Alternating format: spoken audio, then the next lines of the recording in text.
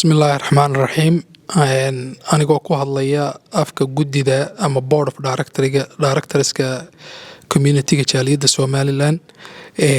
Waxaan halkan ka iclaaminaynaa caawa haddii Ilaahay ka dhigo inuu jiro kulankii la isugu imanayay ee lagu dooranayay gudoomiyaha. Waxaan halkan kaloo ka iclaaminaynaa iyadana caawa in la furay applicationskii jaaliyadda la furay. Sidaa daraadeed ay u furan tahay dhammaanba jaaliyadda reer Somaliland qof kasta oo danaynaya inuu ka qayb galo doorashada haddii Ilaahay ka dhigo. Doorashada applications waxay soo xidhmayaan haddii Ilaahay ka dhigo bishan 6aad ee aynu ku jirno 14keeda June 14 oo maalin sabti ah 14keeda ayuu applicationskaas ay soo xidhmayaan. Applicationski way furan yihiin dhammaanba jaaliyadda way furan yihiin cid allaale cidii danaynaysa ama doonaysa inay ka soo qayb gasho tartanka jaaliyadda way u furan tahay.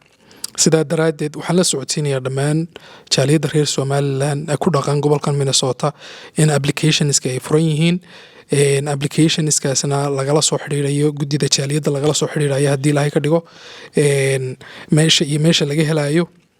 waxaan idin sii doonaa oo lagu soo qori doonaa halkan emailka iyo telefoonada lagala soo xiriirayo. waxa kale oo sidoo kale soo gelin doonaa dhammaanba foorumada ama meelaha jaaliyadda reer Somaliland forumska ayaa la soo gelin doonaa. sidaa daraadeed qof kasta waxaa laga codsanaya oo danaynaya inuu ka soo qayb galo applicationkana soo gudbiyo. applicationskaas waxay soo xidhmayaan bisha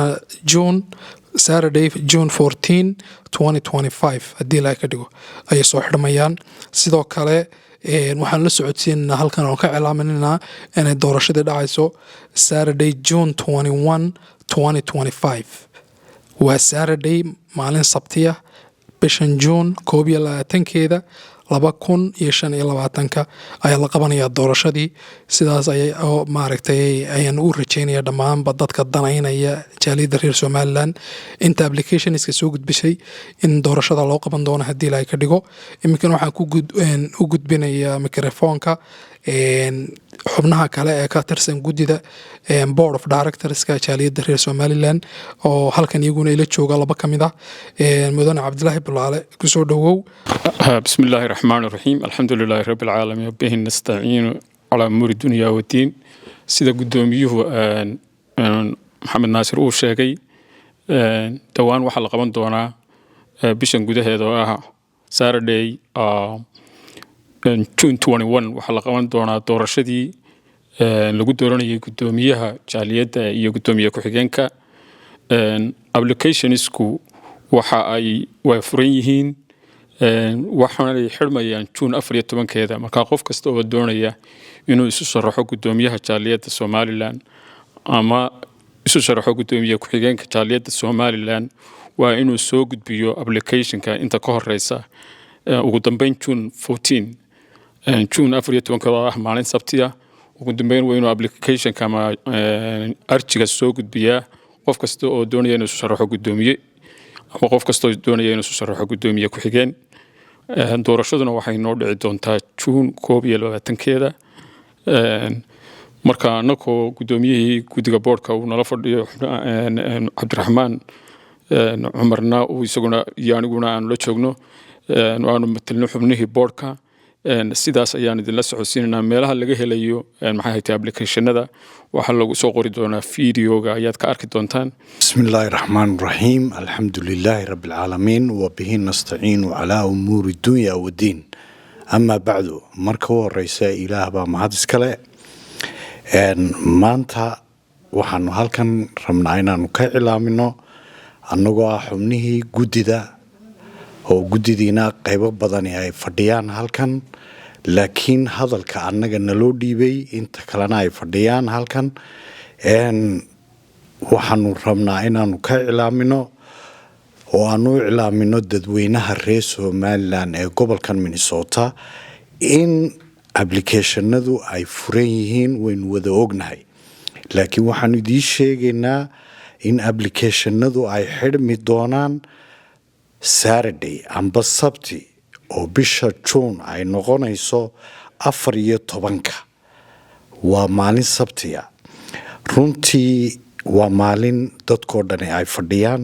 maalinta way noo soo xidhmaysaa. maalinta doorashada aan idiin iclaamiyo si toosa maalinta doorashadu waa 21 bisha June 2025 halkaas ayaa lagu iclaamin doonaa maalintaas oo ay ka dhici doontaa in doorashada maalinta la soo gabagabeeyo marka qof walba oo danaynaya reer Somaliland waxaan ka codsanaynaa in uu kala socdo website badan baa la soo gelin doonaa media la soo gelin doonaa qaybo badan baa la soo gelin doonaa halka laga la socdo xubnaha kale halkan fadhiya ee maaragtay noo xil saaray inaan ka hadalnana aad baad mahadsantihiin baan leenahay oo wayna la joogaan intaas baan ku soo gabagabeynayaa runtii cid walbana way furantay sidoo gudoomiyuhu sheegayna Maxamed Naasir Dhoore wax weeyaan hawshan waa hawl adag oo aan rabno inaynu dadkeena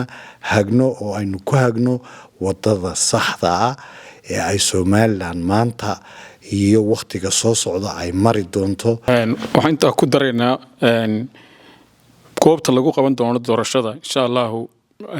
mar dambe ayaan idin soo sheegi doonaa laakiin 22 June ayaa doorashadu dhacaysa application-kuna waqtiga loo qabtay 14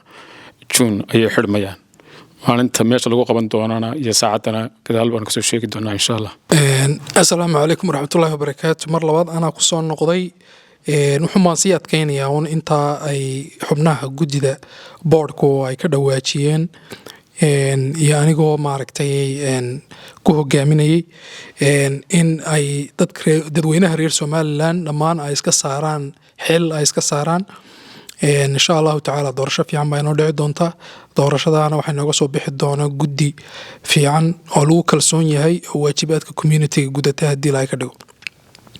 intaas ayaan ku soo gabagabeynaynaa dhammaan boardka inta halkan joogta iyo inta ka hadashayba aad iyo aad ayaan ugu mahadcelinayaa aad iyo aad ayaan community-ga dhamaantii ugu mahadcelinayaa insha Allah waxaan rajaynaynaa in doorasho fiican inoo qabsoomi doonto xubnaha ka soo qayb gali doonana hambalyo hordhaca ayaan u sii dirayaa oo leeyahay hambalyo insha Allah taala doorashada inoo dhici doonta waxay noqon doontaa doorasho aad iyo aad u fiican oo maaragtay community-ga iyo jaaliyadda u noqota wax midha aad iyo aad ayaan dhamaantiin idin salaamayaa aad iyo aad ay u mahadsantihiin assalaamu calaykum waraxmatullaahi wabarakaatu